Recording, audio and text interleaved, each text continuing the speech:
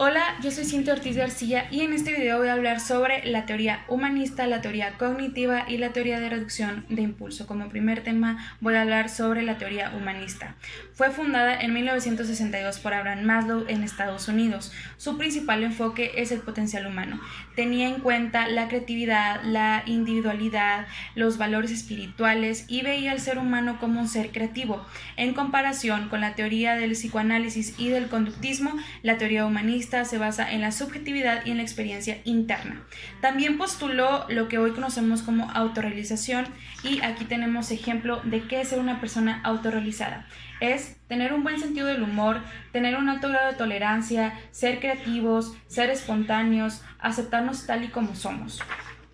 Un ejemplo de autorrealización para Maslow era Abraham Lincoln. Aquí estamos viendo las características más específicas de esta persona y es correcto que cuenta con las cualidades que Abraham Maslow nos decía anteriormente sobre qué es ser una persona autorrealizada. Un ejemplo, él conocía sus problemas, él tenía un buen sentido del humor, era independiente de la cultura, sabía cómo resolver sobre todo sus problemas.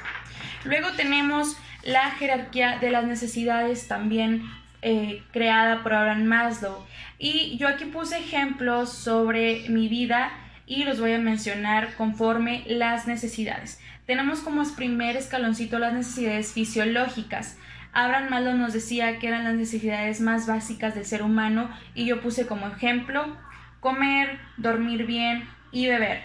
Tenemos como segundo escaloncito las necesidades de seguridad y protección. Yo puse como ejemplo seguridad en mi colonia, en mi trabajo, protección en mis ingresos, en mi sueldo. Tenemos como tercer escaloncito las necesidades de amor o pertenencia y aquí yo puse el deseo de casarme, el deseo de tener una familia, el deseo de pertenecer a una comunidad o a un club social.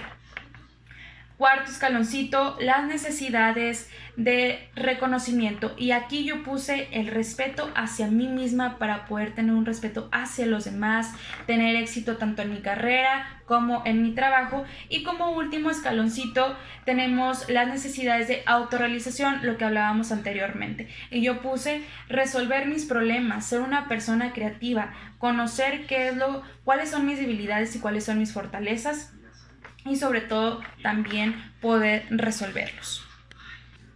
Ahora nos pasamos a la segunda teoría, que es la teoría cognitiva, y aquí yo puse este ejemplo.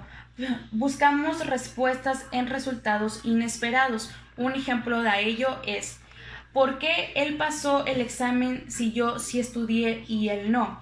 Las respuestas clave para esta teoría es el éxito y el fracaso. Y aquí tenemos a lo que nos lleva, que incide a la motivación. Estas dos palabras claves nos motivan a tener una acción y la palabra también clave que representa una persona es la atribución, en el cual existe un esfuerzo y un resultado para lograr una tarea.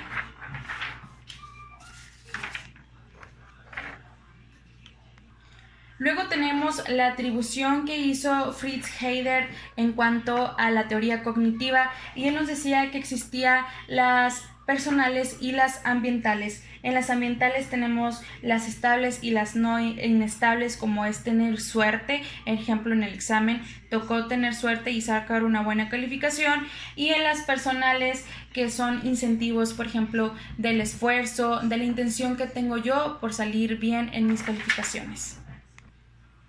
Luego tenemos la atribución que hizo Bernard Weiner en cuanto a la teoría cognitiva y él nos habla que existe una contrahabilidad y una incontrahabilidad.